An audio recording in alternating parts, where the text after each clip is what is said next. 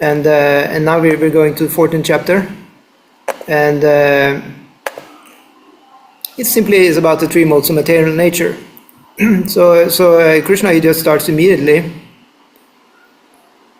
calling this the supreme wisdom. He has actually called, in many chapters, he has said that this is the supreme wisdom. Have you noticed? It's just all of it is supreme wisdom, really. Yeah. It's a Jnanam Uttamam. Uttamam, the highest. There is many places it says that. For many people there are different things that are highest. Yes. But for devotees, the highest knowledge is simply what Krishna is speaking personally. Yes. So he says, Parambuya pravakshami jnanam uttamam yad gyatva munaya sarve param siddhim itu gataha. He says, again I shall declare to you this supreme wisdom, the best of all knowledge, knowing which all the sages have attained the supreme perfection. Yeah, so all the munis, yat gyatva munaya sarve, so all the munis, they got this, when they had this knowledge, param siddhim, param siddhim, then they got to the highest siddha. Param siddhim itu gataha. Gataha, it means they went there, or they achieved that. So Prabhupada is giving a little recap actually of the 6 previous chapters.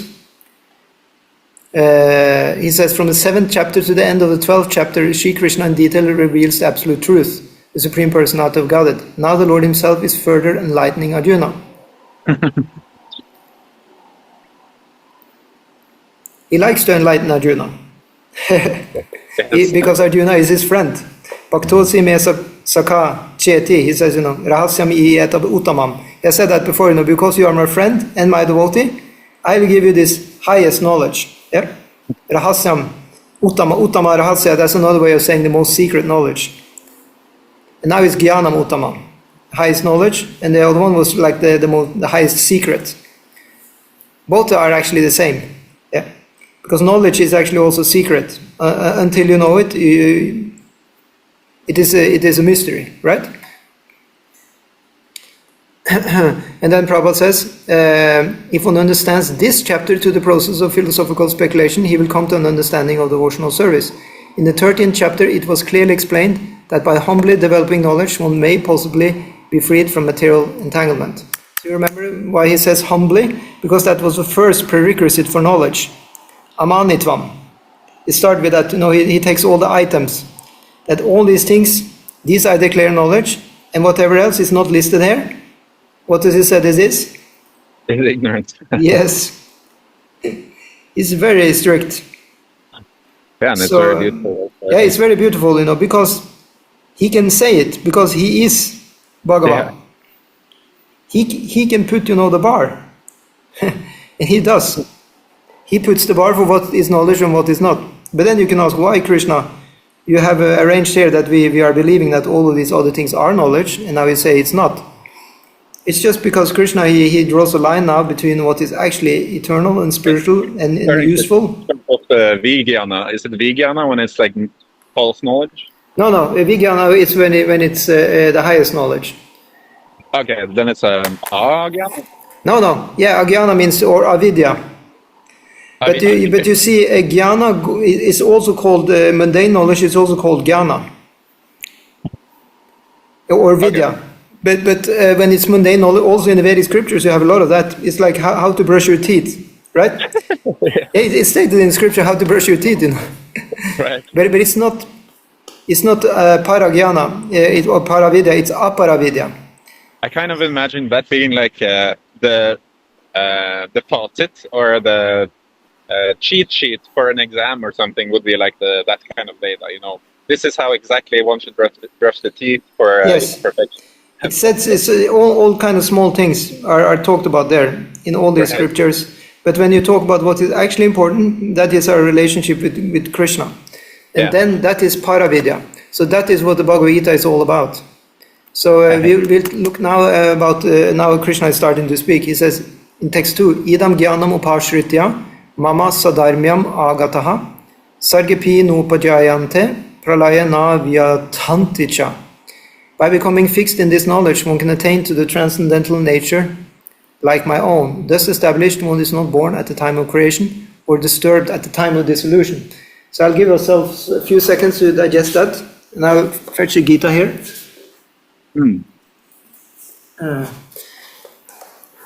Yeah. Okay, so here it is, you can get, it's called Dharma here. Mama Sadharmyam. So Dharma is not only, you can say duty, it means nature also. Yeah. That means, it says the Dharma, Prabhupada, they often give the example, the Dharma of sugar is to be? Sweet. Yes. So if some or other sugar was, or what you thought was sugar was salty, Yeah, right. then it was no longer sugar anymore. Yeah. Yeah, isn't it that they can do that in the laboratory? They can change actually the molecules of something, and then it turns into something else, right? Yes, but it's like you destroy the original thing in the process. You just change, atoms. Yeah. So this is the way they're making vitamins. I heard they take an orange and they take out the molecules of C vitamin in the orange, and then they make C vitamin, pills. But they don't take the rest, so in that way you cannot really digest it, Yeah? I thought in high school we made a painkiller, Paracet or something, or a type of painkiller from vitamin C. You can, it's very simple. You can even make it in, high school laboratory. Oh, really? Okay. Yeah. Anyway, I heard that this guy who created the first vitamin, he was completely fanatic with vitamins. Because it was his own, he wanted his pill business to boom, All right. So he synthesized this vitamin C. I think that was the first vitamin pill. He just started making so much propaganda. And then there was, because this was back in before the Second World War, 50s or 40s or whatever. And then one guy, he happened to eat a lot of these C vitamin pills because it was trendy, And he just almost died, Oh my God. After he got poisoned by that pill. Yeah. And then I had to put out a warning, C vitamin pills are good, but only don't take too It's much. something like taking your own medicine and then dying from it. But it's like. But if you would eat oranges, that would be probably a better idea. Yeah, but it's like very, very concentrated orange. You shouldn't have 100 oranges, right? Actually, it said that in Ayurveda, even good stuff, if you take it too much, everything has a limit. Yes. It becomes bad. Even sattvic, food, if you take a lot of it, it becomes tamasic. Yes. Yeah. So in that way, this is also knowledge by which we contain a transcendental nature like Krishna. To do everything moderately. That's sattvic life. But actually, what we are after, this is also something we'll discuss later. Actually, we'll go and discuss the modes of nature later, because Krishna will really get into that. So if we look here in the text 3. Mama yonir mahat brahma tasmin garbam dadamyaham sambhava sarabhutanam tato bhavati bharata. The total material substance called Brahman is the source of birth, and it is that Brahman that I impregnate, making possible the births of all living beings, O son of Bharata. Yeah, so here Krishna just say that he is impregnating Brahman. And then we souls, we are then, impregnated into the material nature by his arrangement. Yeah. Yeah. So in the Upanishads, it's been explained that it takes place by his looking at the Mahat Tattva, which is there. That Prabhupada is saying later here. He says, the Mahat Tattva is the total cause of the total cosmic manifestation. And that total substance of the material cause, in which there are three modes of nature, is sometimes called Brahma. Yeah, so it's explained another place in the Upanishad that he is looking at this Mahatattva, and his Mahatattva is just starting to shake and become very active, because when he's looking at it, he makes it alive, because time is starting to happen, and also at the same time, unlimited living entities are just pouring into Mahatattva at that time. Amazing. Yeah, so you can make an animation with that, it would probably look very good. It really becomes animated. From being completely non-animated, it becomes animated, like that. So, and then we have next, yeah. I guess because also the living entities are also, they're are they complete wholes? They're marginal energy, right? But they will sustain, the material, develop the material nature. Yeah. Can you take it again? I'm just thinking about, because I was visualizing what you referenced. He looks at the material nature, and it's then impregnated with a living entity. And then after that, is he just meditating upon it, and the living entity is, responsible and in the different capacities is Yeah, you can say because he's lying down as Mahavishnu in his yoga nidra, then all of these things are happening. Yeah. So in that way, as Vishnu, he's catching everything that's happening, as these three Vishnu avatars. Right. But Krishna himself, he's unaware actually what's happening. That's explained by Acharyas. He's carefree. He's only by his divine law or something like that, right? Yeah, he's not aware of all the stuff going on in the material world because he has his whole absorption with his friends, in Goloka Vrindavan. It's just like you can have you have a boy, he's out playing with his friends. He forgets everything, he even forgets coming home to dinner, right? And the mother has to call for him, please come home, He's just forgetting everything because he absorbed with his friends, right? The same with Krishna, he even forgets, to come home to dinner also. And Mother Yashoda has to call him, please come, So what to speak of that, if he forgets even, his own mother at dinner, he definitely is not aware of, all the suffering people in the material world. He's also Yogeshwara, right? And finally, now you got some better voice. Yeah, I'm actually in the temple room right now. Oh, you're coming here now, amazing. Because you I don't know, you had very bad sound quality before. Oh yeah, I was out with every kind of material sound. Oh, sorry, I closed because I'll open up for you. Just give me a second. Okay. Oh, glorious. How did you get in? Oh, because the door was still open. Yeah. Also, you're lucky that you got in here even. Yeah, it was open. Yeah, very good. Oh, and one thing other, when someone is meditating, is Yogeshwara, right? Krishna is Yogeshwara. Yes. So the master of all mystic yogas. Yes. And one power is to know when someone is looking at you, right? That's a yogic mystic power. To know what? When someone is thinking of you or looking at you, a yogi can know that or perceive that. Well, the yogis can do everything actually. It's just a matter of how developed they are in their siddhis. Right. There are 8 siddhis, and these siddhis are pretty much covering the whole scale of mystical things. So by that logic, I guess, by the logic of mystic yoga, then Krishna knows when we're Krishna conscious. Of course he does. Yeah. Right. I like that you logged out because now you're here in person. Yeah, I have to do that last time. I was looking, we were 4, now we're 3. Okay, very good. So you want to have a guitar? Yeah. Okay. Over there. Yeah. Okay, so there is one guitar here, Prabhu. Oh, it's not yours. No, I have mine here. Okay. So, yes. So we were reading in the. Yes, Daniel. Jeg har vært her hele tiden, men jeg har spist middag og gjort litt forskjellige ting, så... Ok, godt å høre noen livstegn herfra, ja. Kan du ta på høyttaler på Daniel? Ja, sorry. Nå slår jeg på høyttaleren så alle kan høre her. Ja, så du må gjerne slå over til engelsk hvis du vil, for nå har vi et engelsk publikum. Yes, of course. Yes, so we were talking about, the cosmic soup. I mean, you just had dinner. Did you have soup for dinner?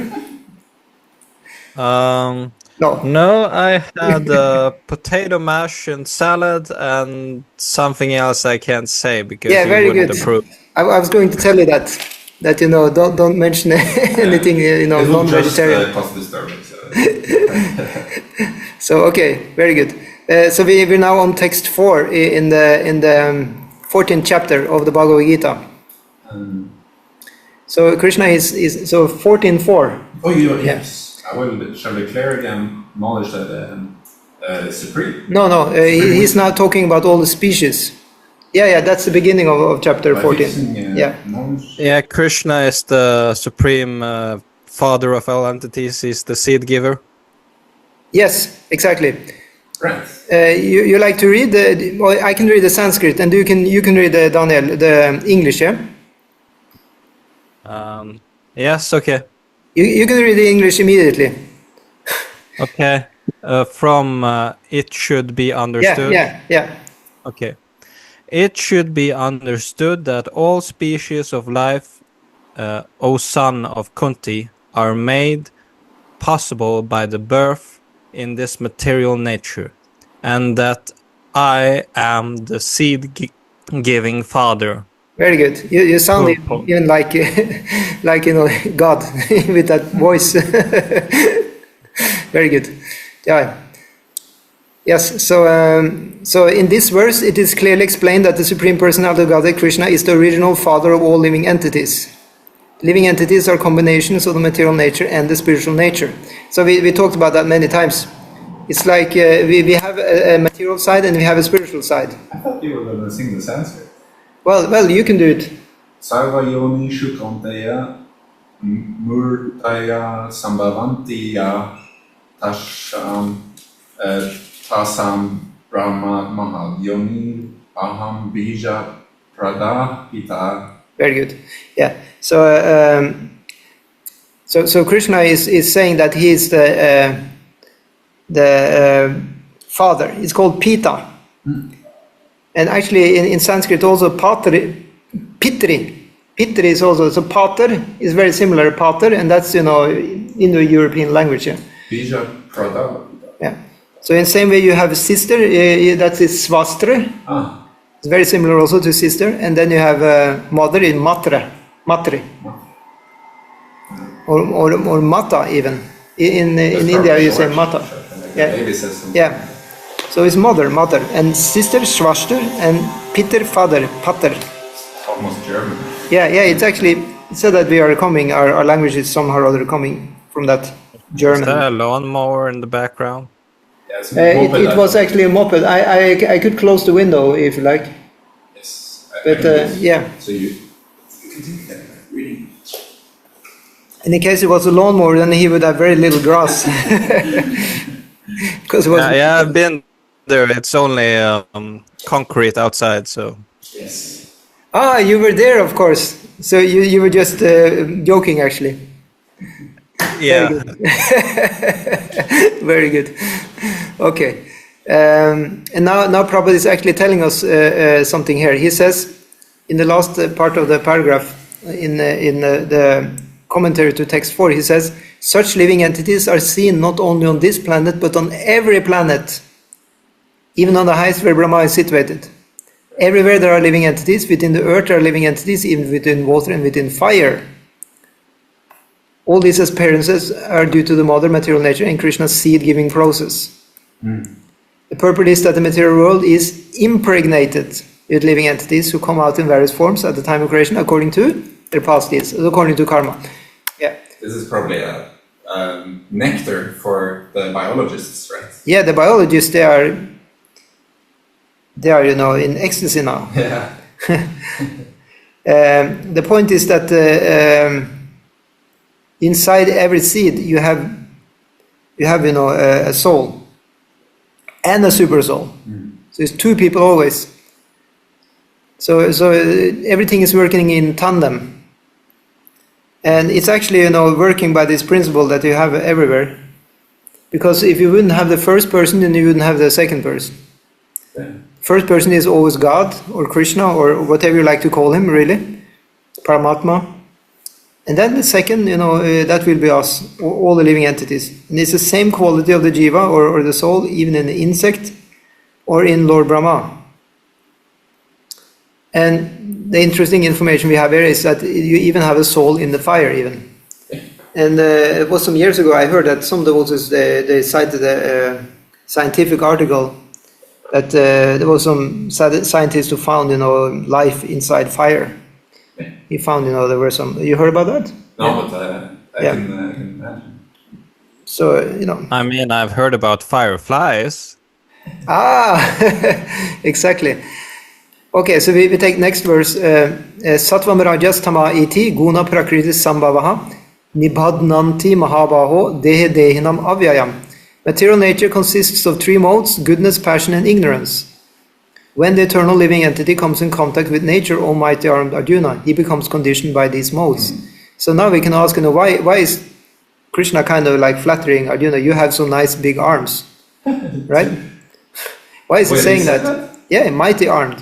Oh, mighty armed. Mahabaho. It means he has great arms. Oh, yeah. Yeah, baho means arms. Why is he saying that? It's because all of this... no. All of this is part of a pep talk. Yeah. You see, he's reminding Arjuna that actually you are a warrior. Really okay? Strong warrior. Yeah. Because you see, you have to understand the context. Arjuna had a breakdown, okay? Yeah. He lost it, like for real. He put aside his bow and arrow and he started crying. It's called, breakdown. So in that way, he wasn't ready to fight. And this is very uncommon for him because he's known as a great fighter wherever he go. So that's why Krishna sometimes says, "O son of Kunti," he reminds him, you're part of a great heritage. Dhananjaya, you were able to fetch a lot of wealth back in the day. Yeah. And chastiser of the enemies. Chastiser of the enemies. It's like he's going on all the time, just reminding Arjuna. Because otherwise it just becomes dry, right? It's just philosophy, right? It's the same, when we have this Bhagavad-gita class, if I was just reading philosophy, you also will fall asleep. So sometimes I give you some, credits or something. Yeah. I think his using is like a little bit theatrical almost. Yeah, it's like in a theater actually. It's like a performance. I think he's appealing to even another broader branch of Yeah, the point is that they're kind of performing because Arjuna is not actually lost. He's a friend of Krishna. If you're a friend of God, how can you be lost? Right. And another thing is that they're preaching because there is a lot of people watching, and all of these people are really also they are also pumped up warriors. Yeah. They are really ready to fight. So they also want to be reminded that actually we are here to fight, not to have some philosophical discussion. But actually, all the names are relevant to what he's saying. Yeah. What he's teaching. Yeah, he's. So it has really a context. Yes. Yeah. But do they have time to have this conversation while they're preparing for battle? Well, mind you, they didn't actually start the battle yet. Yes. They're just investigating. They're examining the battlefield.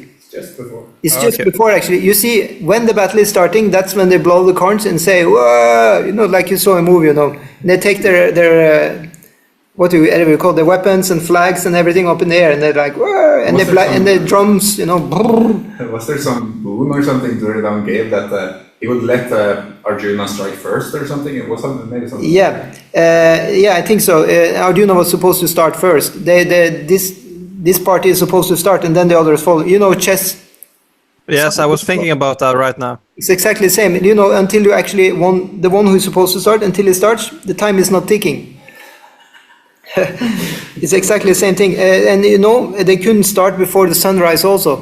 So actually, Arjuna and Krishna, they came there before the sunrise. It was very early in the morning. Yeah. They were just, having a conversation. Everybody was prepared, They all stood ready, Just imagine the ambivalence at that place. Yeah. At that time, you could hear a needle drop. Did you think Krishna told Arjuna that the night is always darkest before the dawn? when they Something similar. Probably. The time of day for introspective sage is the time of night. Yeah. It says that what is night for the sage is the day for the ignorant, and what is day for the ignorant is night for the sage. Yeah. So he did it. Huh? Yeah. He did it. He did it. Yeah. It's good. You have your antennas, spiritual antennas now. Very good. So next text, Tatra Sattvam Nirmalatvat Prakasham prakashakam anamayam sukha sangena badhnati jnana sangena chanagha. O sinless one, the mode of goodness, being purer than the others, is illuminating and it frees one from all sinful reactions. Those situated in that mode become conditioned by a sense of happiness and knowledge. So now we're starting, our discussion on the three modes of nature. And Krishna, he tells now about goodness, and he says that you become conditioned by the goodness. Yeah. So now we're all trying to be good, and now Krishna says, we become binded up by the goodness. Yeah. Isn't that amazing? His badnati literally means bound, like you have a rope, But we can feel it also, because we're like thinking like, oh, no, we cannot do this, we cannot do that, because we're sattvis. We're bound to a lot of rules. Yeah. It's like you can become very staccato if you're completely bound up to all these things. You cannot, you even touch your body, it's like, oh, you have to wash your hands. You cannot say this, you cannot do this, and you have to all the time wash your hands, stand on the head. Yes. It's like, it can be a little bit of a drag. Yes. So that's why it said you should actually be able to transcend all the modes of nature in order to focus on what is important, and that is Krishna himself. So that's why, you see sometimes Krishna is together with kind of passionate people like Arjuna or others who are actually men of action. I mean, for me personally, to get to that realization of transcending nature, I have to look at patterns in everyday life to see this is what I think is important, but when I see the pattern of what life is all really about, then I kind of see the bigger picture.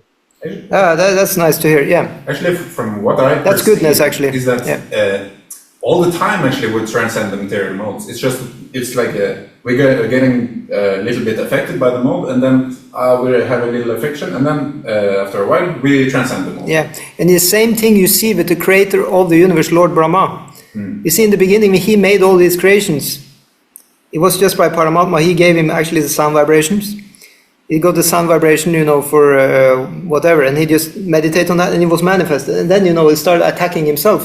He had to run away, from these demons. And he even had to create demons because they're part of the creation, and he had to run away from them. And he said that this kind of body he was in when he created these different creations that were bad for him, he gave up that body, and the demons just jumped on the body.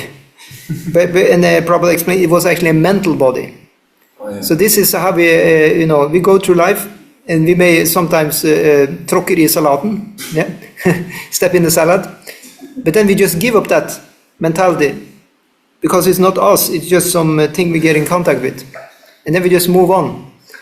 You never see Brahma sitting. You have seen this kind of statue where he's sitting thinking, this thinking statue. Brahma is not like that. He's active person. That's like the Greek philosopher. Yeah, the Greek philosopher. Yeah. It's kind of nostalgic or kind of despondent state. We were not like that at all. Whatever has happened in the past is not happening now, right? So in that way, we just always go on, and that's goodness actually. Krishna explains another place. I think he already did. The devotee is like a lotus, because you can have water on the lotus. The water is just falling off the lotus leaf. It's not stick. Oh, yeah. It's not sticking. It's actually hydrophobic. Is a phenomenon, I think. Yeah, it's called na lipyata. It doesn't stick to the devotee. All this, matter. Yeah. So here Prabhupada is saying very nicely. He's giving a short, kind of analysis. He says the living entities conditioned by material nature are various types. One is happy, another is very active, and another is helpless.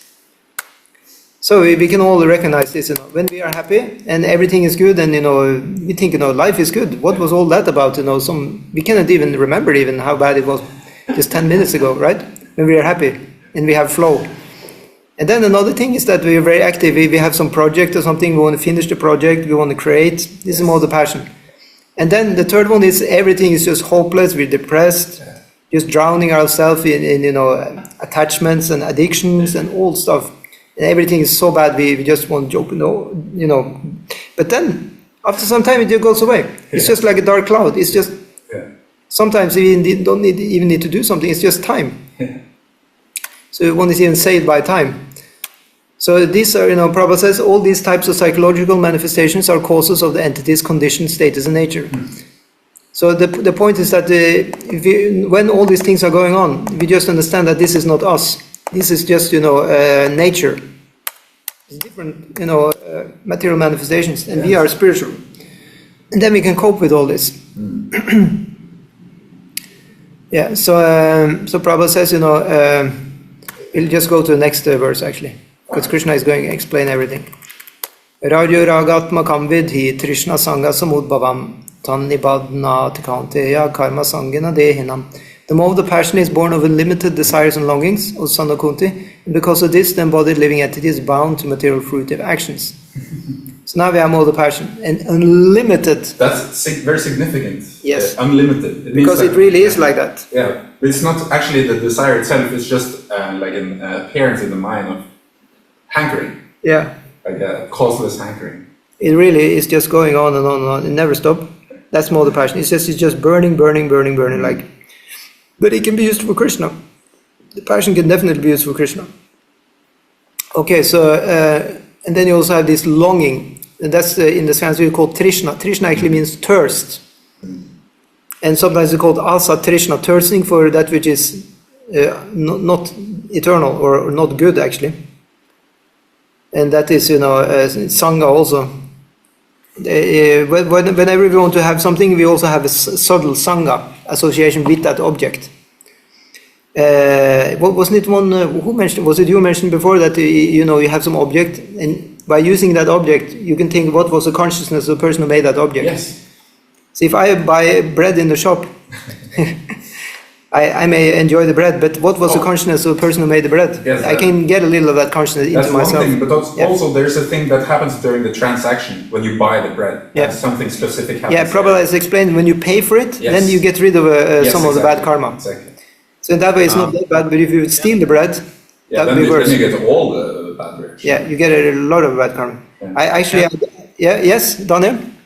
Can't you see like the theme of the creation, like all the colors and all the things that has gone into creating it, and you can see what kind of recipe they've sort of used with like how to create the bread or a movie or flavor there. Yeah, I mean you can try and do reverse engineering, but the easiest way is to do. I'm just saying you can often you can see the intention behind something just by looking at the creation. For example, if you see a wolf and it has sharp teeth and fur and 4 legs and stuff, you kind of see that it's made for hunting or something like that, Yeah, it's okay, but you have forgotten that we all were children, and then we had to be spoon-fed with any kind of information by our parents, right? We didn't know nothing. We are definitely learning from somebody, not just by our own experience. That's actually a very important point. Yeah, there is no own experience actually. I mean, there is nothing sinful to have a teacher. I mean, who told you that? Well, quite the contrary. It's actually very practical. Yes. You see, the thing is, we shouldn't be attached to nothing.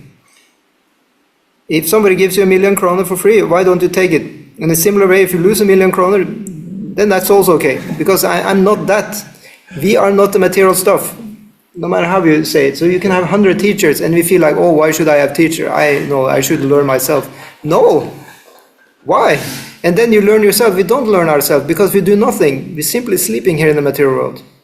Even when we think we are learning by our own experience, we actually don't. It's just a false ego messing around with matter.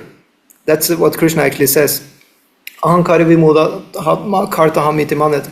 just a false ego thinking, I am doing this. But it's not. Yeah? Oh, yeah. But you can also have mercy upon the sleeping souls and bless them, saying that the super soul is developing them, even in the dreams.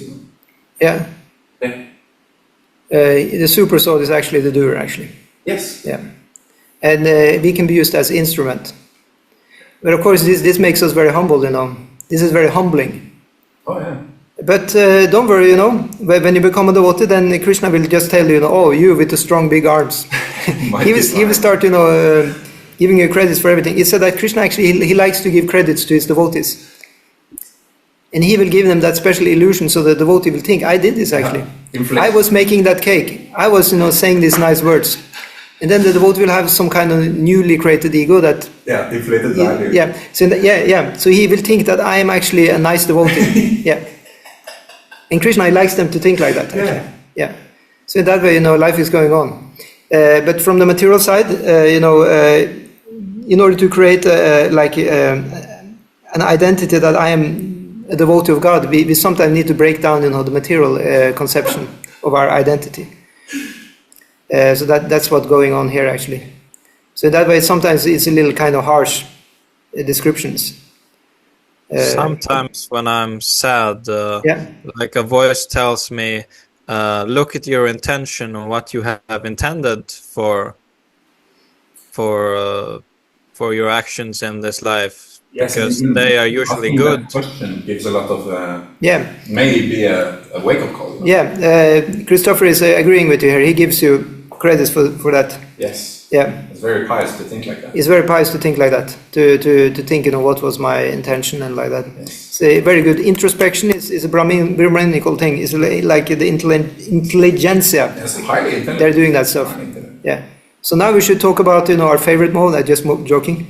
Tamas tu agyane jam vidhi mohanam sarvadehinam pramada lasya nidrabis tannibadnati bharata. O son of Bharata, know that the mode of darkness, born of ignorance, is the delusion of all embodied living entities. The result of this mode are madness, indolence, and sleep, which bind the conditioned soul.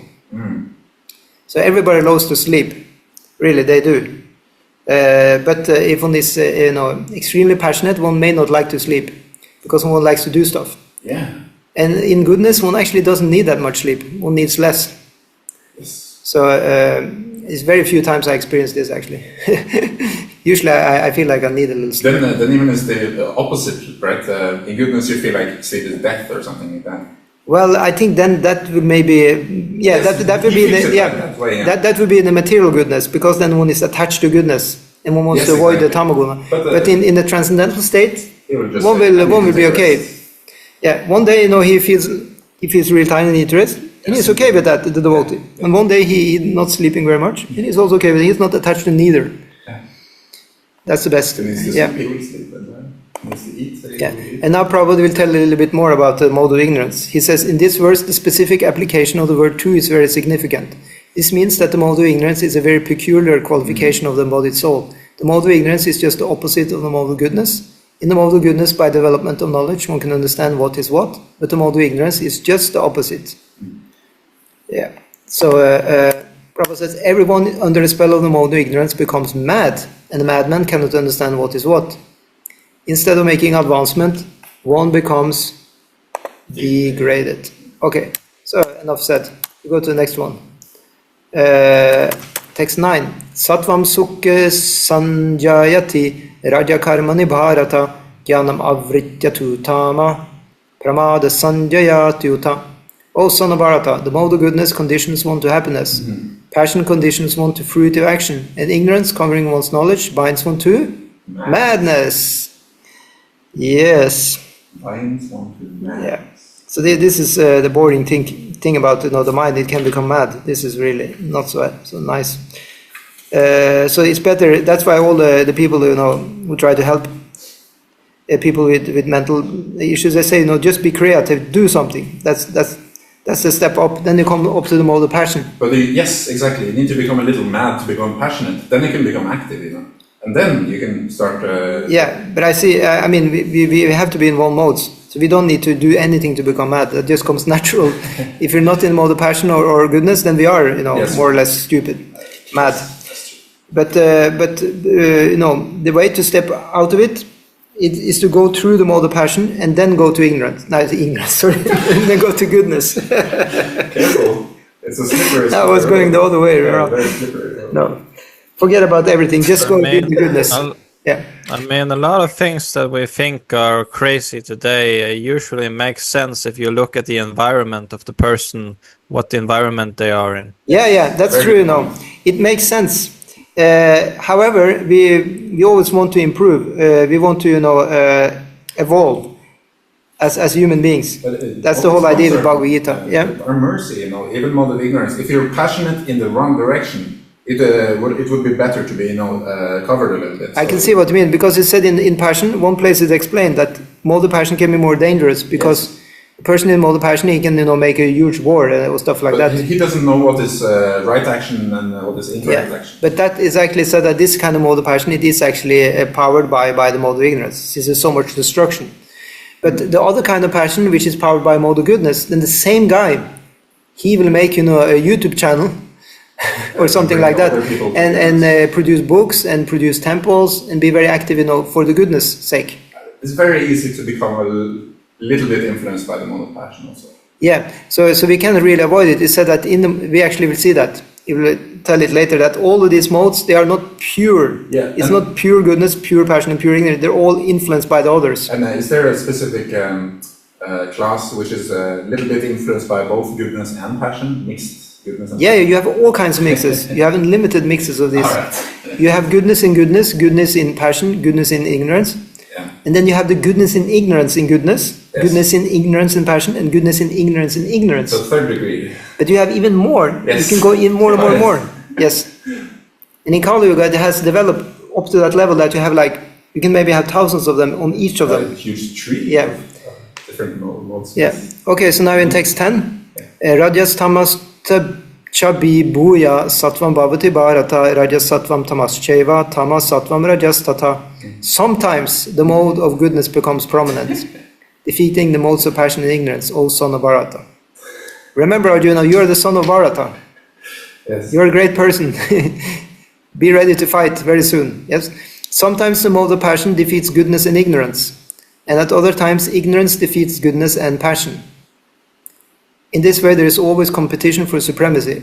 Since the first time when I heard this verse, a lot of stuff started making sense, because then I could see how it works. Because sometimes you may have a little goodness, but at one point the othermost tried and take over. It's like an attack. Yeah, it's failing. Yeah, it's actually sometimes very difficult to keep your mode. Yeah. So that's why sometimes you see devotees, they can be quite stern, or they want to avoid being with others, because they try and protect their mode of goodness. That's the conditioning of the goodness. No. Exactly, that's the conditioning actually, because you see devotees who are actually on the transcendental platform, they're free with everybody. They can smile and talk with anybody. They're not afraid. Yeah, right. They're abhaya.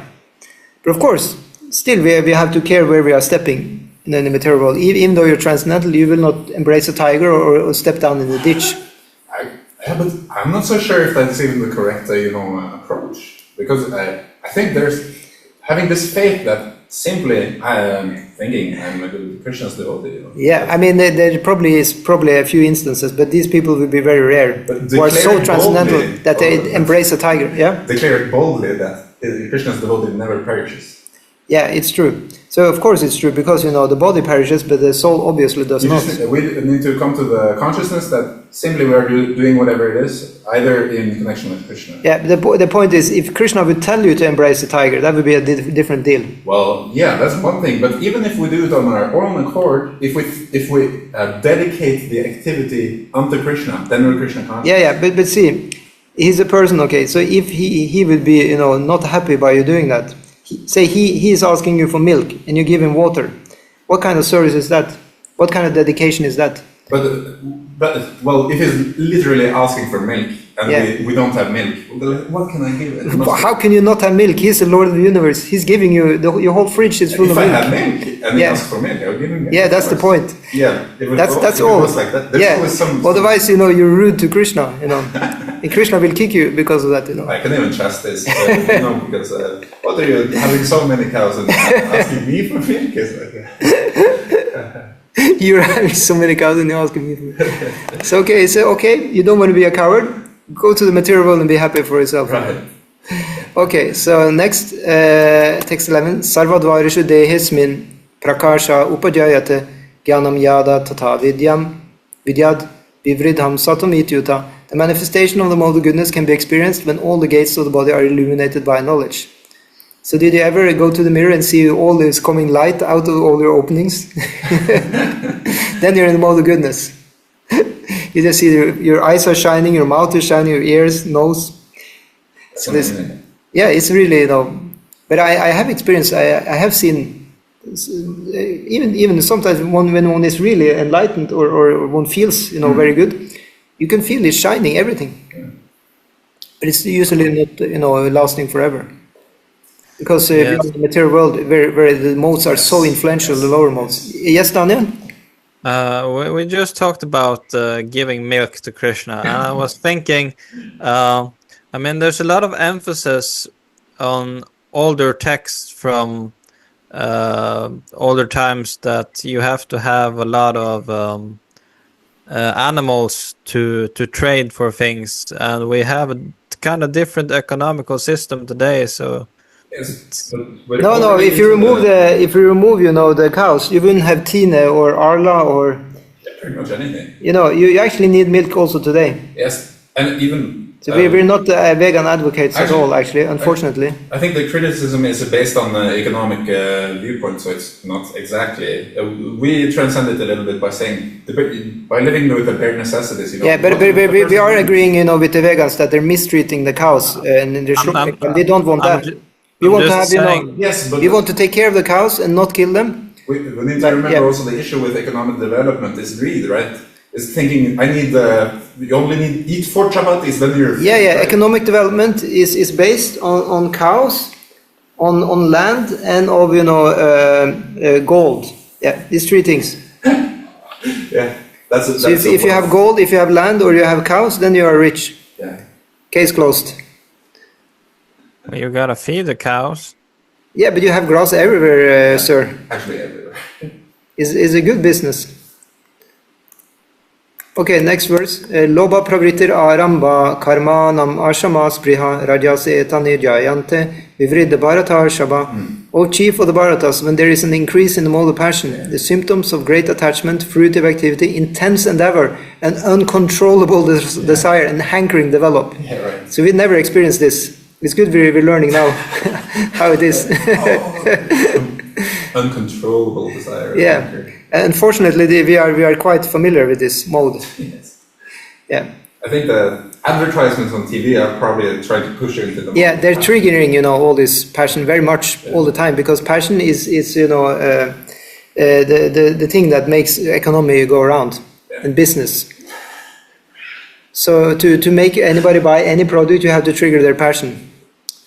So Prabhupada says, one in the mode of passion is never satisfied. So you see, that's the thing. They make you unsatisfied. We are actually satisfied. You're sitting there in the sofa, you are happy. And then they say, you need this. Or they're making you feel uncomfortable, and then they put out the product. And then you're like, whoa, I really need this to feel comfortable again.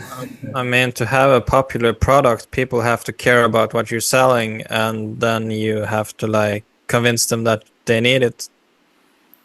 Exactly, yeah. And by having an influencer influence you, then you want to have the product. Somebody you look up to. Someone you follow. Yeah, somebody you follow. An acharya. Actually an acharya. Yeah. You saw actually that in Prabhupada's life. I mean, this is a funny story. My Guru Maharaj actually told that, because he was there when it happened in England. Prabhupada at one time he had some, stomach, not so good digestion. So one devotee told Prabhupada, actually, you can drink 7-Up because of this, carbonized water, then you will feel okay in your stomach. And Prabhupada said, okay, bring me the 7-Up. And that was the first time, they saw Prabhupada drink, you can say, karma drink, or whatever they call it. Devotees were so pure, they shouldn't touch anything, I even said it was nice. made by others. So Prabhupada liked it and told it was nice. And so the devotees bought him a few more bottles. I thought they started Yeah, and then my Guru Maharaj said this spread like wildfire, the news that Prabhupada was drinking 7-Up. So in the yatra where my Guru Maharaj was, he told that they were having a big, van, and they filled it up with 7-Up, like several pallets. I'm not joking, in several pallets, and they stored it in the storehouse, in the ashram, so that any time a devotee would have it, there was plenty of 7-Up available.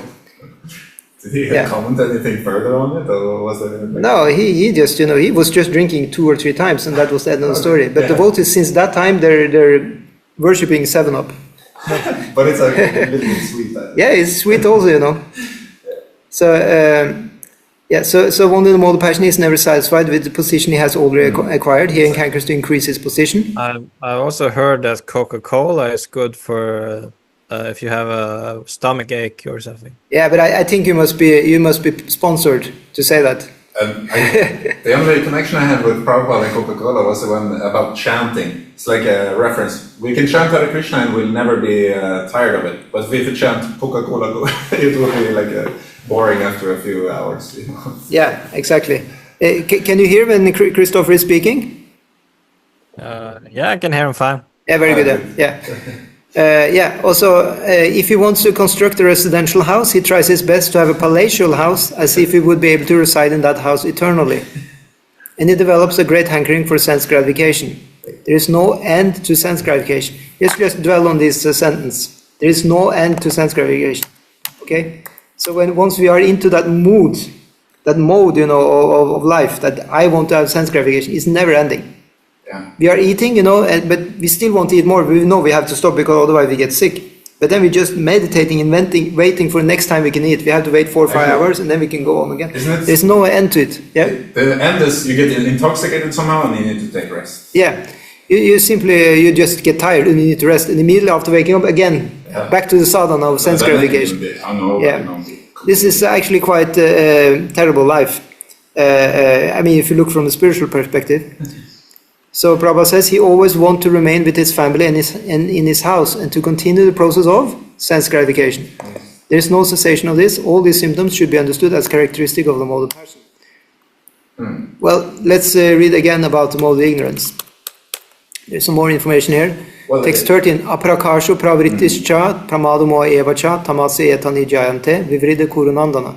When there is an increase in the mode of ignorance, also on the Kuru, darkness, inertia, madness, and illusion are manifested. Yeah, so it's actually they're pretty much the same thing, but it's said in a different way. That some or other, when it's increasing, then these things are increasing. The darkness is increasing, the inertia. Inertia means not moving, yeah? It's something, it's like when your inertia is like doing something unwilling almost. Yeah, but because it says apravritti, that's the Sanskrit for inertia. Okay. So pravritti means, stuff is going on. Yes. It means, one is doing stuff. For example, you have the pravritti marga. That's the householders are called pravritti margis because they are engaging with the sense objects. Yeah. And so in apravritti would mean that you're not engaging with nothing. You're kind of a comatose situation. Yeah. Inactivity. Yeah. So kind of dull. Yeah. But it can be. But I thought inertia was something else also. Probably. Yeah. It's a physical phenomenon. Okay. And it's also so simply not moving, just sitting. And it's also like almost an illness. So to be immobile, that's another feature of the mode of ignorance. Yeah. And that's of course not good for the health. Okay, so when there is no illumination, Prabhupada says in the purport, knowledge is absent. Mm-hmm. One in the mode of ignorance does not work by regulative principle. He wants to act whimsically for no purpose. So this is usually the thing, that doing stuff, just randomly. Yeah. And then even though he has the capacity to work, he makes no endeavor. So even though he's super talented, he could be, great. Still, nah. Yeah. This is called illusion. Although consciousness is going on, life is inactive. These are the symptoms of one in the mode of ignorance. Yeah. So, but what is happening when one dies in one of these modes? Yada sattva pravridetu pralayam yati deyabrit taduttama vidam lokan amalan pratipadyate. When one dies in the mode of goodness, he attains to the pure higher planets of the great sages. So you want to be with great sages in the higher planets? Then cultivate the mode of goodness. It's a pretty good idea. Yeah. But the point is mentioned another place. If you practice mode of goodness here, even on the earth planets, sages will come to you. Even what is the mode of goodness? Is it just doing good deeds, or no? It's a whole culture. It's like one is non-violent, one is friendly, happy. One is doing stuff according to. One is not using more stuff than one needs. It's all the good stuff in life, that doing things correctly, having good grades in the school, being nice to your grandmother. So keeping it balanced then. Yeah, and to be in balance, not too much, not too little. So, a mode of goodness person will not suddenly burst out in laughter or be kind of passionate in any way. Mode of goodness is a very rare person, actually. I very easily see when I see a person in mode of goodness, because they're very clear, they're different from others. That's a person who is not like, when something happens, this is not the person who is like, whoa, did that happen? And like, oh, did you see on this? This is not the mode of goodness person. Mode of goodness person is very calm and very composed and very smart, very clever. So these persons, they will not say too much. Or sometimes they talk, but when they talk, it's really solid what they are saying. At other times, they don't involve at all. And they're not swayed by stuff. They're not very emotional like that, oh, no drama with the mode of goodness person. No drama. Very, very clear-headed. So they're very rare. If you find a mode of goodness person, just serve him or her, Then we will also get some of that, which we really need. I mean, maybe not you, but I need. Okay, yeah. So yeah. Such a person is, very happy. Very happy and humble also. That's another thing. Yeah, because it said later that when one is in the mode of goodness, one naturally becomes happy because one doesn't misstep. Yeah. One doesn't step anybody else on the toes. Sorry, one doesn't make anybody angry. Conditions one. Yeah, you're gonna have a lot of experience to know how to maneuver and navigate society in that kind of way. Exactly. So this is the old kings. They knew who were in the different modes, and thus they could navigate society and make sure that society was going nicely. So it was like all the kings back in the day, they always talked to the sages several times a day, actually. At least once a day they had a meeting up with the sages. I saw the timeplan for a king. Wow. It said in the Artha Shastra, the kind of Bible for kings, for Kshatras, is called Artha Shastra. It's a huge compilation. And there it's written, that the day of the king is divided into 8 parts. One part, he's just sitting chanting and doing scriptures and stuff like that. And another part, he's talking with his spies, like how people who have been out in the field and giving him information about the news. And then another part, he's talking with sages, brahmanas, getting good advice from people who have higher intelligence. So in that way, he was always very, very, apt in doing things correctly because he was all following this culture. Okay, so let's go to the next verse. Let's see. That's Rajarshi pralayam gatva karma sangishu jayate tata pralinas tamasi mudha jonishu jayate. When one dies in the mode of passion, he takes birth among those engaged in fruitive activities. And when one dies in the mode of ignorance, he takes birth in the animal kingdom. Oh no! Yes. Doesn't this system sort of perpetuate the position of being in the lower classes of the system?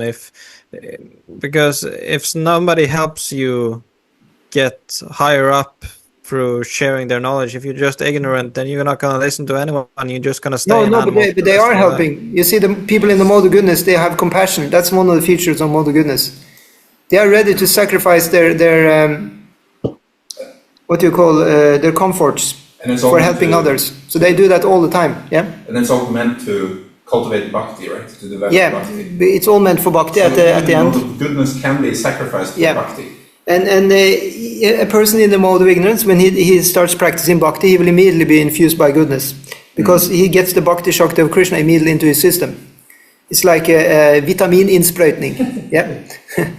One can be really down, but if one just do a little bhakti, chant Hare Krishna, or meet up with some devotees or whatever, joins a Zoom call, then he can be injected with not only mode of goodness, but the transcendental mode of goodness, which is called Shuddha Sattva.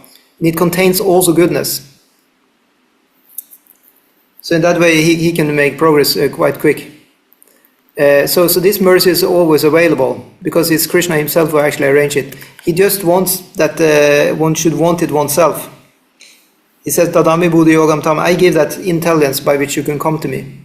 So he doesn't discriminate actually that a person is in mode of ignorance, passion or goodness. He doesn't discriminate. When it comes to bhakti, there is no discrimination. Everybody can get it. And when we get it, then a part of the package is that you also get some goodness. It's included in the deal. Yeah. Okay, so now text 16. Karmana sukritasyahu satvikam nirmalam palam rajasas palam dukam agyanam tamasa palam. The results of pious action is pure and is said to be in the mode of goodness. But action done in the mode of passion results in misery, An action performed in the mode of ignorance results in foolishness. So here you actually see that although we were talking a little bit nice about mode of passion, but it says that the end result of passion is actually dukkha, which means, unhappiness. That's why we hear sometimes of great stars, great actors, musical performers, and they were doing so nice, and in the end they are like a drug wreck or something. Very often you hear this, and that's because these people were very much purely in passion. They didn't cultivate goodness along the way. But you hear about some other stars who were also in passion in the 80s or 90s. Sometimes you hear about them now, and they're looking still good, and they actually have become very wise. That's because they were also cultivating goodness. At the same time they were passionate, they also had the goodness on the side. But these people are purely in passion. They will end up miserably like anything, unfortunately. Yeah. Or it's like a gamble, right? Yeah, because these people are extremely passionate. They also become very, very successful, you can say. But they also will suffer in the end because they just did passion and nothing else. It was just few fruits, only fruits. So that's why I see some nice people who are very successful. They also do welfare activities. So say, for example, let's say Mr. Beast is extremely passionate on having his YouTube channel blow up. But at the same time, he do welfare activities like anything. He's always giving money to charity, He's definitely passionate because he's saying himself he wants to have the highest numbers. But at the same time, he's very, welfare-minded. So that's why he will not, be miserable. It's just this simple addition. Of course, we're still in the material world, but devotees still add Krishna. And they will also be happy. Still they're passionate, they will be happy because they add Krishna, and because they also get goodness along the package. And at the end of life, they just go back to God like a rocket. Bye-bye, I'm out of here. Yeah. So in that way, this is the best deal. Okay, so next, did we read the whole verse? I thought so. Yeah. Okay, so we go to the next verse. That is, maybe we can find something in the purport. Yeah, it saw something about cow protection here. Okay, yeah, we read from that. We read from the verse, which we, one of the famous verses. Namo Brahmanya Devaya Go Brahmana Hitaya Cha Yagaditaya Krishna Govindaya Namo Namaha. My Lord, you are the well-wisher of the cows and the brahmanas, and you are the well-wisher of the entire human society and world. So we are chanting this verse 3 times when we are offering food to Krishna, actually. So this, the purport is that special mention is given in that prayer for the protection of the cows and the brahmanas. Brahmanas are a symbol of spiritual education, and cows are a symbol of the most valuable food. These two living creatures, the brahmanas and the cows, must be given all protection. That is real advancement of civilization. Yeah, so in modern human society, Prabhupada says, spiritual knowledge is neglected and cow killing is encouraged. Right. So this is not good, of course. It goes, backwards. Yeah, it is to be understood then that human society is advancing in the wrong direction, is clearing the path of its own condemnation. But actually, after Prabhupada wrote this, society has come a little way, actually, because World Health Organization is advocating that don't eat the red meat. They're saying, actually. Now they're even recommending vegetarian diet. Yeah, they're recommending vegetarian diet. So if you go to any health expert today, they will not actually encourage cow killing. They don't. No. They say, don't eat cow meat. Well, that's don't do it. Yeah. So, but before, when Prabhupada was writing this in the 60s, it was completely... they were thinking that everybody should eat as much meat as possible. Right. But I looked sometimes in old cookbooks, from the 60s and 50s, and it's full of meat recipes. It's like crazy. A lot of meat is there. And liver and it's like a whole slaughterhouse in the cookbook. Yeah. But if you take any cookbook today, any cookbook, they may have some meat, but it's not that much. No, they actually try to focus on green. Yeah. So we have actually gone a long way. Yeah, I think so. So it's not all dark actually. It's actually it is said that white meat isn't that bad, or fish or something like that. Yeah, fish, exactly. Fish is much better. So if you can just do one thing, just don't eat the cow. You can eat any kind of other thing. Actually, just avoid the cow. It's very easy actually, because I think a lot of the whatever kind of flavor you're after, you can take the milk of the female, from that species. Okay. And you can actually get the flavor. Oh, really? The milk, because that is nothing but the blood. Okay, so so you can just eat the cheese instead of eating the cow. That's better. And it's the solution to hankering after it. So anybody who wants to learn how to make paneer, you just ask Christopher. He's paneer acharya actually. So easy. Yeah, and you make the best paneer really. You do. Yeah, Thank you. and he knows how to cook actually without using very much spices and salt. It's actually really an art. You should have a cooking course. Really, seriously. Cooking in the temple. Yeah, he's here. No, I've been kicked out of the temple. I mean, nobody can live here in the temple. We don't have an ashram here in Oslo. But you have to contact him outside the temple. Yeah, but he's really he knows how to make nice the best food. Yeah, please have a cooking course, bro. That will be the best. You could come to you can have a cooking. We can arrange in Bergen. Daniel is in Bergen. All right. We can hire you one day, and you can have a cooking course. Sounds good. Yeah, Jai. Okay, so let's take the next verse. 17. We're in 17 now. Yeah. Oh, I thought it was 18. No, it's 17, right? Yeah. No, I think you skipped this one. Maybe. I haven't read from the. No, we had 15 or 16. No, we had 16 because they're very, very similar. I am on 18 right now. Yeah, but these verses are a little bit similar. It tells you what kind of planet you go to in the different modes. Yeah, from the mold of goodness, so 17, from the mold of goodness, real knowledge develops, from the mold of passion, greed develops, and from the mold of ignorance develops foolishness, madness, and illusion. Actually, a lot of these things have been said before. Actually, this one we read. Okay, anyway. It's Urdhvam, Gachanti, Sattva. No, I'm reading 17, and that doesn't say that. Yeah, we read that already. Okay, but anyway, I'll just read what Prabhupada says in the purport there. He says, since the present civilization is not very congenial to living entities, Krishna consciousness is recommended. Through Krishna consciousness, society will develop the mode of goodness. So this is what I said, that mode of goodness is coming as a byproduct of doing Krishna consciousness. Yeah, that's very important. Yeah. Yeah, happiness. Yeah, exactly. Yeah. And then we have 18. Urdhvam gachanti sattva sta madhya tishtanti rajasa jaghanya guna vritti sta adu gachanti tamasa. Those situated in the mode of goodness gradually go upward to the higher planets. Those in the mode of passion live on the earthly planets, and those in the abominable mode of ignorance go down to, surprise, hellish worlds. Right. Yeah. That's so happy. Huh? You sounded so happy when you said that. Actually, yeah. But I think for Bhakti is transcendental to this, even the planets. Well, Bhakti is really transcendental. So we will see what Krishna says, right? What is his verdict? Yeah. It just completely detaches, from the whole. Yeah. So it's because we are kind of colored here, in the Western part of the universe by other kinds of religions where they're saying if you don't follow this religion you're going to hell, right? So in that way it's kind of fun to read here, that you're not going to hell by not following this or that. Really, you go to hell by the mode of ignorance.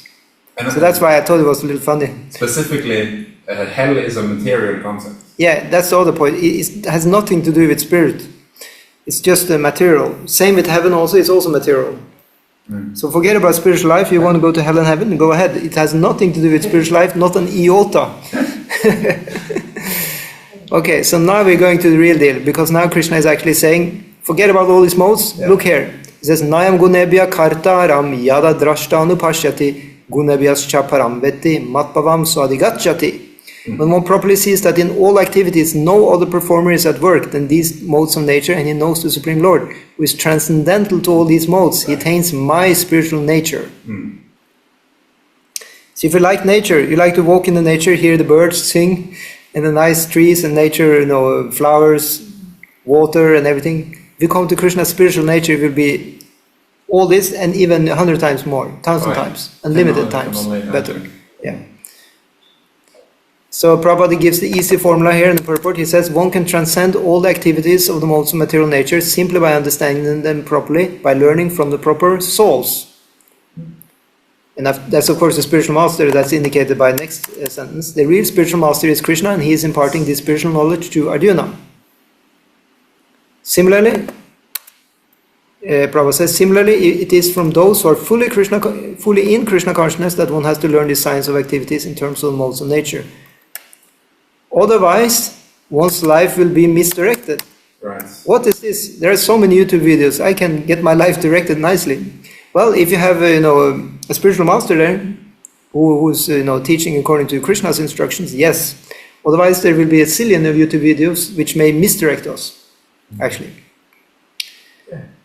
unfortunately, we are in the material world. There is actually such a thing as being misdirected. And if you're very lucky, after enough misdirections, you will learn that I shouldn't be so easily to trust, any kind of path. Yeah. So usually we who are devotees, who try to be devotees, we're falling for the trap called Artavada. And that is, we want to be devotees, and we are definitely, we're rooting for Krishna and devotees. We're all with it. But, sometimes we want a little bit of the knowledge, because, it's always good to know, how to brush your teeth and how to, do this and that. And then suddenly we're using hours and hours to consume all these other kinds of knowledge, thinking that is very important.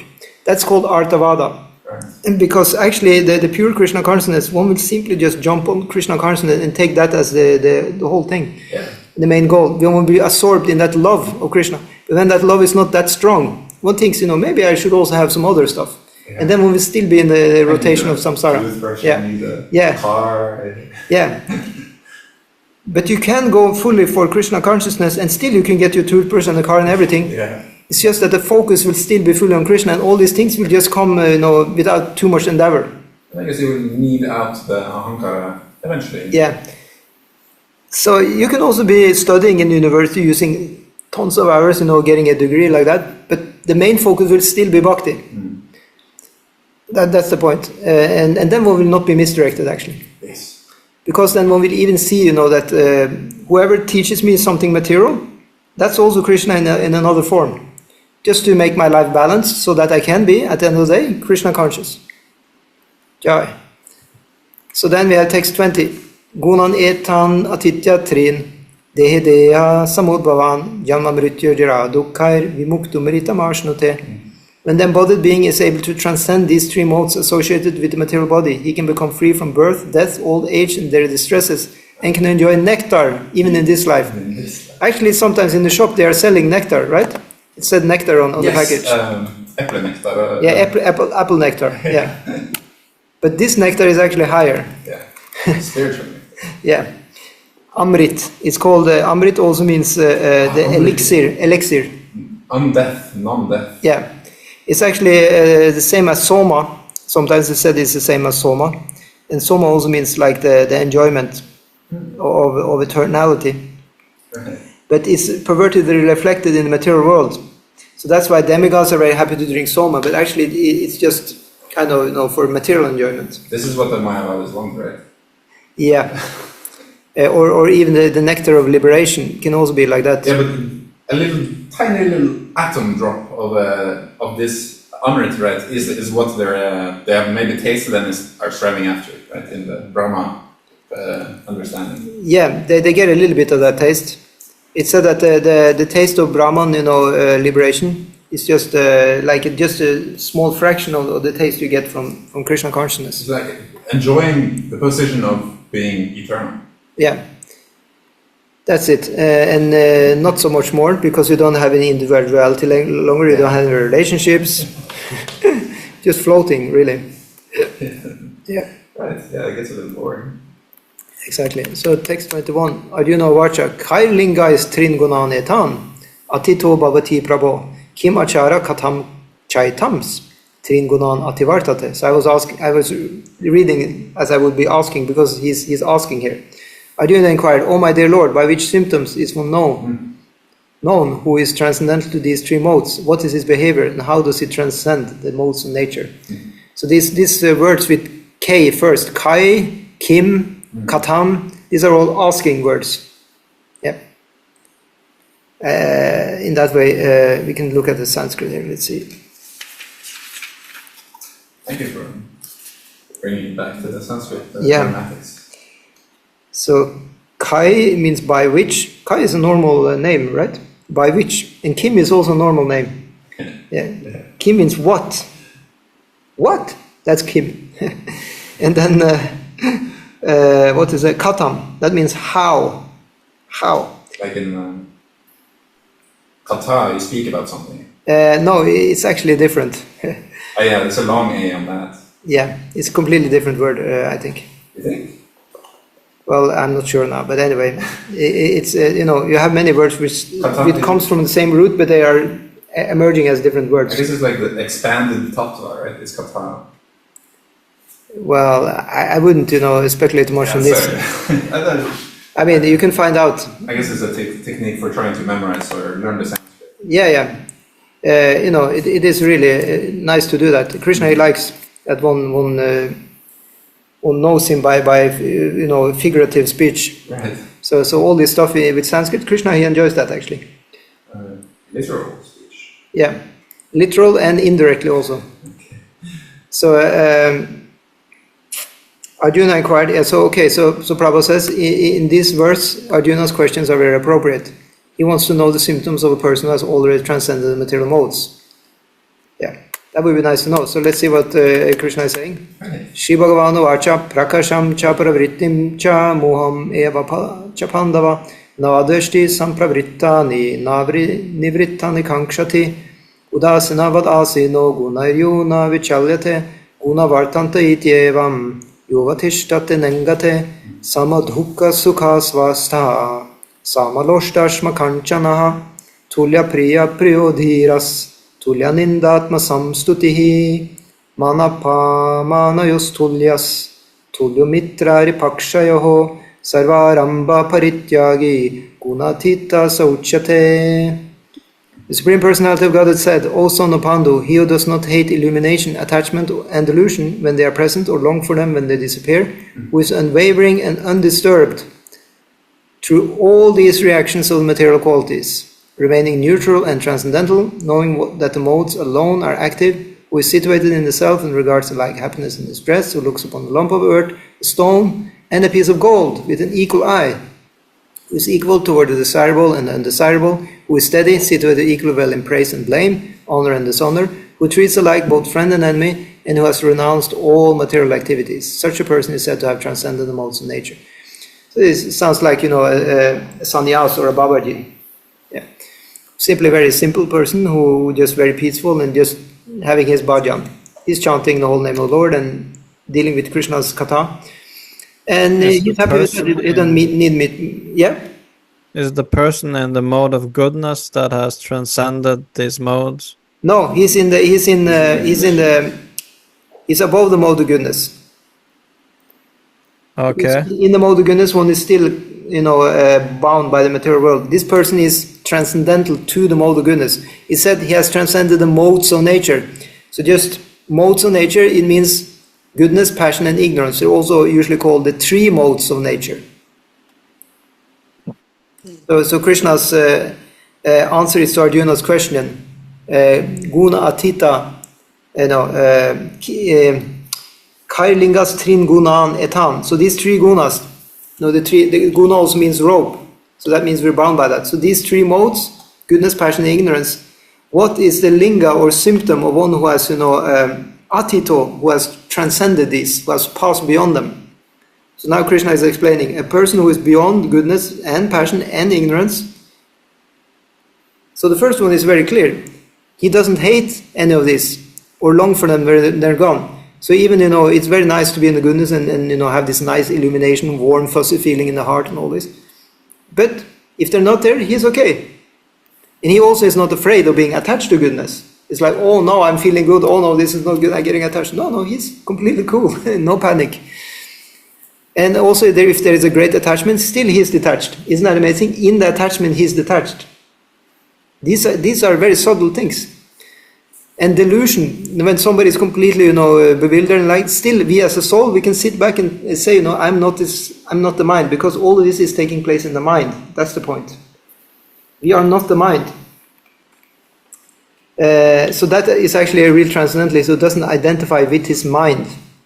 Because we are super, enlightened in the mind. We're super, attached in the mind. And we're also super deluded in the mind. But outside, we are actually. And that kind of, consciousness which we have outside of all this stuff, that is actually the Krishna consciousness. In that way, when we have cultivated that. Because we have to wait until Krishna actually gives us his his magic wand with the Chit Shakti, ding, and then we are becoming, illuminated with that actually transcendental knowledge. Until that time, we may not feel so illuminated in the soul, but it will come by our keeping on practicing. He says, "Dadami Buddhi Yogam Tam." I will give that transcendental yoga, a Buddhi. But it's actually he just wants to see that his devotees are determined and that they are devoted, and then he will do that, and then we can be neutral, knowing that all this is happening just as the modes. Yeah. Okay, so let's go to the next verse. Now comes a very famous verse. Mam chayobhya vicharena bhakti yogena sevate sagunan samatityaitam brahma bhuya kalpate. So again, Krishna is reiterating, like in more compact form. He says, one who engages in full devotional service and failing in all circumstances at once transcends the modes of material nature and thus comes to the level of Brahman. Yes. So in another verse in Gita, it's called the Brahma Bhuta platform.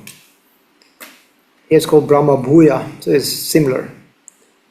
I don't even know what Bhuya means. I was look it up.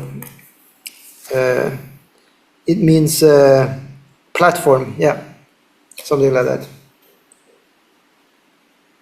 Amogha. Where is that? No, it was a different. It's like elsewhere, right? Ananya. Yeah, or Anya. Yeah, Anya. Yeah, Anya means other, and Ananya. Yeah, when it is this extra ya, it means that it's in the casus in the grammar. Oh.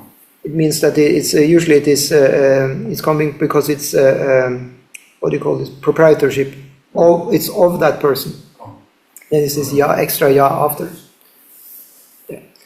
So anyway, so the next verse is then saying, actually Prabhupada says in the purport here, this is a reply to Arjuna's third question, what is the means of attaining to the transcendental position? So it's very simple, you just engage in Krishna consciousness, in devotional service. Always acting for Krishna. So in that way one will become, And Prabhupada even says in the purport, it's not only Krishna, you can be a devotee of Rama or Nrsimha or any other incarnation. Just pick, what you like. Transcending the modes is even an impersonal thing, right? Maybe that was because even well, technically you can transcend the modes as an impersonalist, right. And you can actually merge with Brahman. It sounds kind of scary. You can actually become one with Brahman. There is a lot of people who like to be that, and Krishna is giving them the opportunity to be that. Which is perhaps, but you cannot stop activity even for a moment, right? So you must always do something. Yeah. But then he's actually acting on the spiritual platform, right? Yeah. So one can be quite inactive, you can say, in the spiritual world. You can just be grass or you can be a house or something. Yeah, right. Not doing much, but you feel happy because you're feeling you're contributing. That's actually the relationship is there. Yeah, that's a relationship. Even grass, so Yeah. still, Definitely. Yeah. Everything in the spiritual world is conscious. Right. So everybody who's there is enjoying. You have these verses, that the ground is enjoying that Krishna is stepping on it. It's really sweet, man. But all the devotees, they want to take a more active part and have more senses. That sounds like wishful thinking. How? I mean, I don't think anybody enjoys being stepped on. Well, there's a lot of people who already do. I mean, haven't you heard, all this? I've heard about these fetishes, yeah. Yeah, exactly. So you have the same thing spiritually, but in the pure form. It's actually true. Yeah. It's here you have a kind of material, facsimile of that. But in the spiritual world, it's in the pure form, actually. It's a completely different thing. Yeah. Anyway, so now we have, the Brahman conception, where Krishna is saying that he is actually Brahman. He says, Brahman hi pratishtaham amritasya vyayasya cha shashvatasya cha dharmasya sukhasya kantikasya cha way. And I am the basis of the impersonal Brahman, which is immortal, imperishable, and eternal, and is the constitutional position of ultimate happiness. Yeah. So Prabhupada says the constitution of Brahman is immortality, imperishability, eternity, and happiness.